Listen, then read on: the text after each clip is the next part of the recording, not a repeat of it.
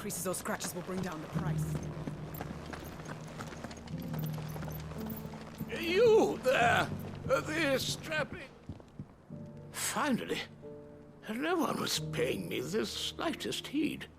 Is something wrong? At the university, the students would hang on my every word. Sadly, this far from home, I'm just a vagrant greybeard. The university? You're a scholar.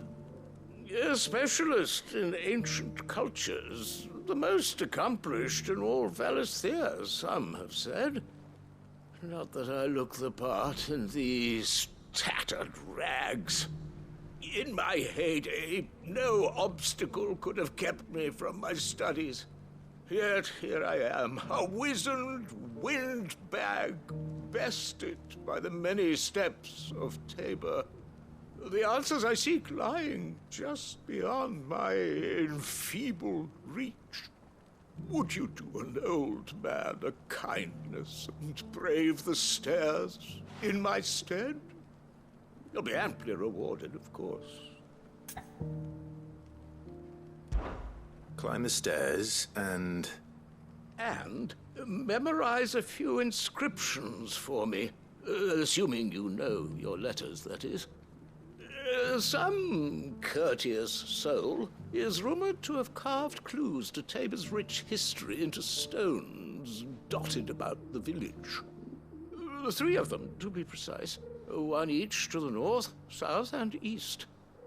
I'm here in the hope that those carvings might shed light on a riddle I've been pondering for some time. Namely, the otherwise undocumented origins of Tabor's unique people. People quite unlike those of neighboring lands. I can't promise I'll remember everything perfectly. Remember what you can. I'll piece together the rest. Make for the domed pavilions, and you'll have no trouble finding the stones.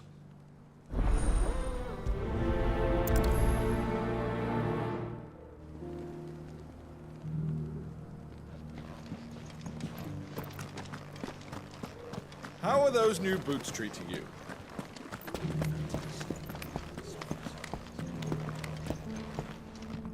That Cyril fellow's an odd fish, don't you think? Well, scholarly sorts like you always are, aren't they?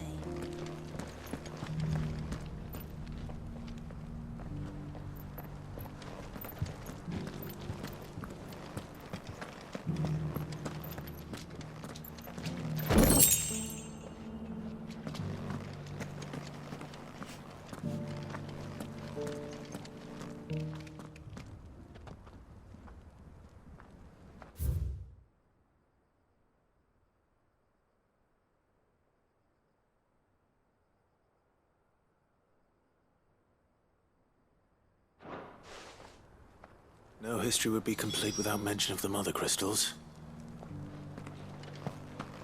Why won't the sky go back to how it was? I don't know.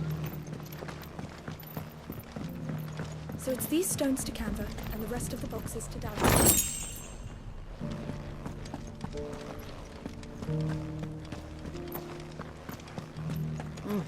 Not a scratch on them. These hides will fetch a good price. You wouldn't happen to have a decent whetstone in there, would you, madam?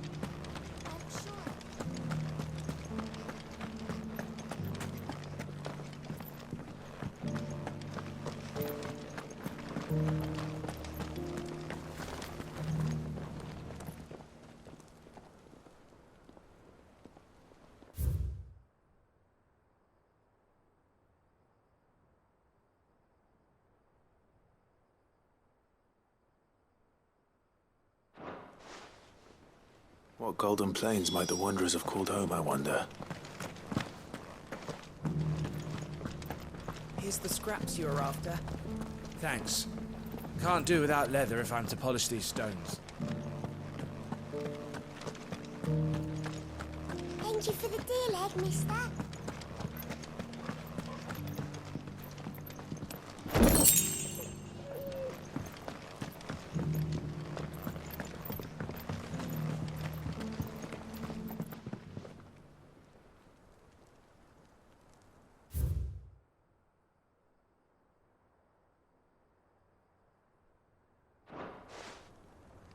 Farmers must have settled here in Tabor. I should speak to the old scholar before I forget everything I've read.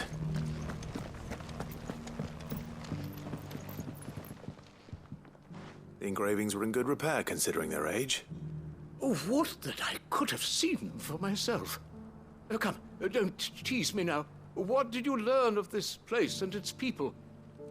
Let's start with the engraving to the south, shall we? What did it say?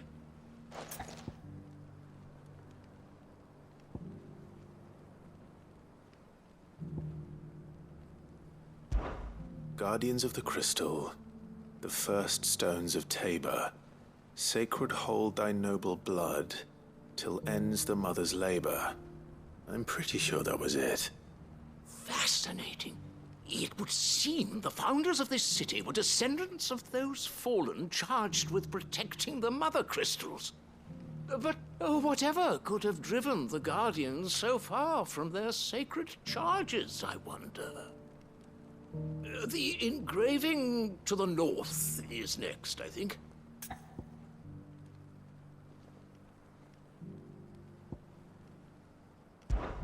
Wanderers of the Golden Plains, lay your roots in stone. With pride recall thy noble past, and make these rocks a home. Or, I think that was it, at least. No doubt you're right. There are vestiges of nomadic customs in Tabor its guardian roots could never account for. This is proving most enlightening. Now, for the final stone.